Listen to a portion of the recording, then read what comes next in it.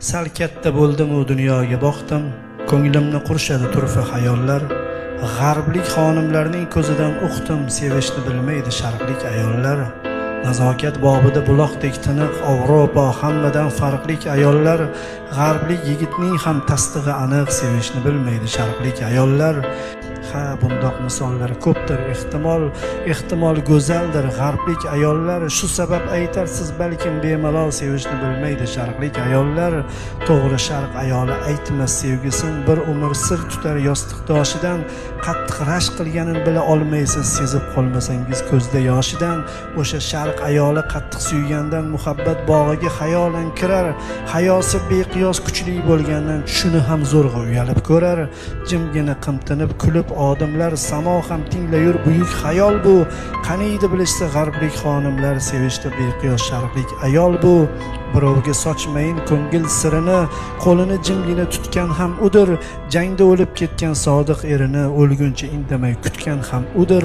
Sadoqat bobida cheksizdir dedi, tunlari yostiqqa to'kar ko'z yoshin.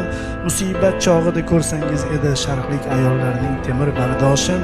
Momon bor edi 43-yili, qora xat olgan u kuchaygan dardi. Sovchilar 3 yilcha qo'yishmagan, tinch farzandi yo'q edi, teksa bo'lardi. Erga teksa birov koyimas sira, lokin momon mani sharqlik edi-da. Birovning qo'yniga kirishdan ko'ra yoqardi yonishlik hijron dardida. Kutaverdi xayol to'g'rida, shod bo'lib yashardi ishq taskinidan. Birdan 46-yil oxirida bobom qaytib keldi fin zaminidan. Qora xat ne bo'ldi dersiz aslida, bunga sabab jangda ko'p ofat edi.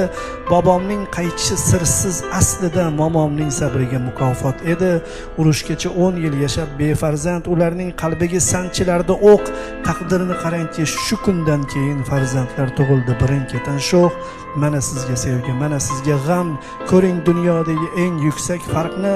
Insofdan bo'lurmi shundan keyin ham sevishdan bexabar deyishdik sharqni.